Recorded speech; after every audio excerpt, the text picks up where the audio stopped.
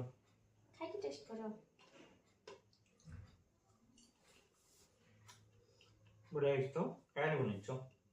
मटर चना काय भिजाई नथला तो मटर एडा मु न भिजे की माने सुखिला मटर चना को खाली धुई करली बढ़िया लागछ माछ अंडा एते बढ़िया चना ए रेसिपी को केमिति करली चलंतु देखिया प्रथमे मटर चना को मु भल भाबरे धोई के ग्राइंडर रे पकेई की पानी टी पकेई ताको भल भाबरे चिक्कण करके बाटी देली बाटी देला परे गोटे बाउंड ताको मु काढ़ी देली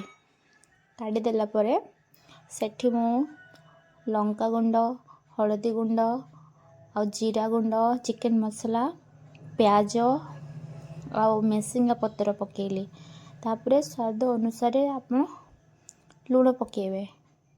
पकेला परे भल से ताको मु गोळे देली गोळेला परे मैक्सिमम 15 मिनिट ताको घोड़े की रखी देली रखिला परे 15 मिनिट हो गला परे मु ताको कढ़ाई रे छोट छोट करके पके देली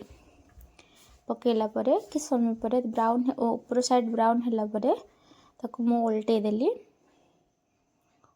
ताको भल भाबरे गोटे आडे गोटे भल भाबरे सिझिला परे ताको आ गोटे साइड सिझेवार अछि जेमिति सेडा सिझी गला तापर ताको आमे